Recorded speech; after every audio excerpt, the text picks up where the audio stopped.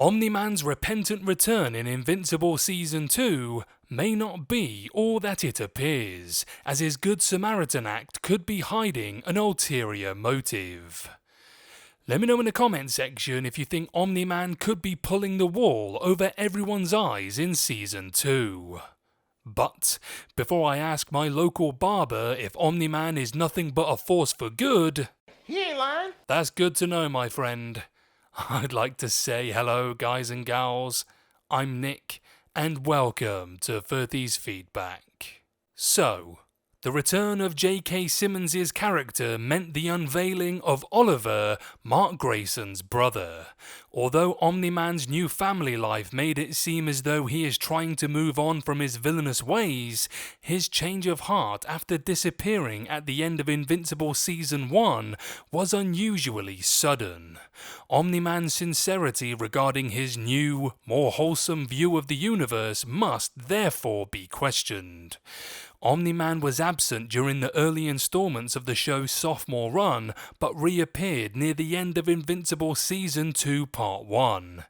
This version of Nolan Grayson was far removed from the violent antagonist he was portrayed as in Season 1.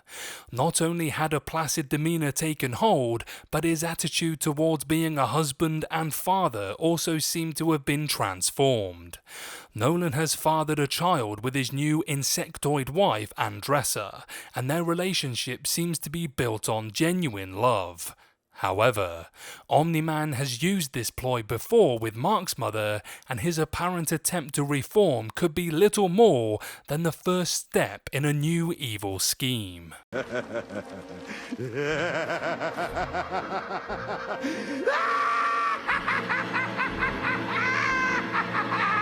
Invincible Season 1 revealed that Omni-Man's superhero career was nothing but an act. His true goal was to prepare Earth for occupation by his own people, the Viltrumites. Mark discovering his father's evil scheme led to a destructive skirmish as Invincible fought to defend his home planet. While Mark may have succeeded in this task, it was not a decisive victory. Omni-Man stopped attacking his son just short of killing him, fleeing Earth when he realized what he had done to his own flesh and blood. Omni-Man's guilt getting the better of him meant that he abandoned his post on Earth, defying direct orders given by the Viltrumites. As a result, Omni-Man could not return home due to his undeniable failure, and would have anticipated his fellow tyrants hunting him down sooner or later. Omni-Man claims to have aimlessly wandered the stars searching for purpose, and Invincible Season 2 also showed Omni-Man on the brink of taking his own life. This could have been out of fear of what the Viltrumites would do to him as punishment for failing the mission on Earth. So soon after betraying his wife, son, and the people of Earth, every word from Omni-Man's mouth needs to be treated with caution. Even if what he tells Mark in Invincible's mid-season finale, "It's been a while," has an element of truth to it, those words may have been twisted to act in Omni-Man's favour. Omni-Man knows that his failure on Earth will invoke the wrath of his people, and he cannot hide from them forever.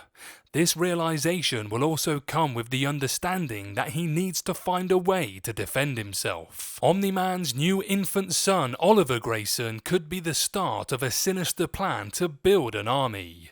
This would also explain his desire to reconnect with Mark.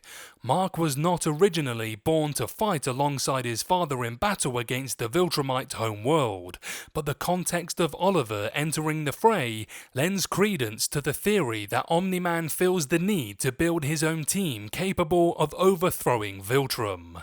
Oliver was potentially born for that very purpose, and Omni-Man added a second member to his army by summoning Mark from Earth. Come here, boy.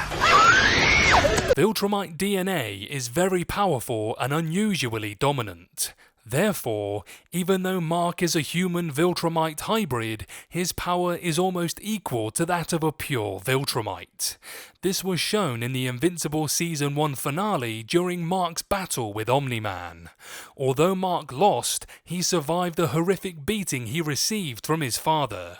The show of strength and durability evidenced by Mark means that the other half Viltrumites are likely to share the same level of power, especially those conceived with a compatible race like Earth's humans. Oliver's mother Andressa is a member of the insectoid species. Andressa's race, the Thraxans, have an accelerated life cycle, so mature and die much faster than both Viltrumites and humans. Oliver's half-Thraxan DNA not only increases his life expectancy, but his Viltrumite heritage also means he will likely possess powers approaching the level of his father and half-brother. In Invincible Season 2, OMNI-MAN claimed the Viltrumites would view Oliver as inferior because the super race is not permitted to breed with Thraxans.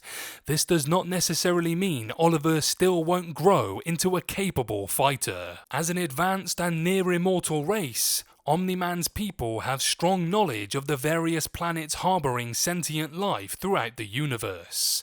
This expertise may have led OMNI-MAN to Thraxa knowing that their rapid gestation cycle would be the quickest way to produce a new soldier in the war against Viltrum.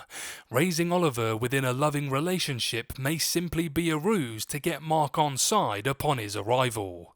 This may not have been the only contingency plan OMNI-MAN had in place, however, posing an intriguing question Invincible Season 2 Part 2 could answer. If Mark's father knew about Thraxa, it's also possible that he knew about other worlds where he could add to his legion in a relatively short space of time. Additionally, OMNI-MAN's visit to those worlds may not have been as friendly as his stay on Thraxa. Only the return of Invincible Season 2 will reveal all, but with Oliver and Mark already in play, OMNI-MAN's plan to build a personal army capable of taking down the Viltrumite Empire could just be getting started. And that's my plan, Principal Shepard.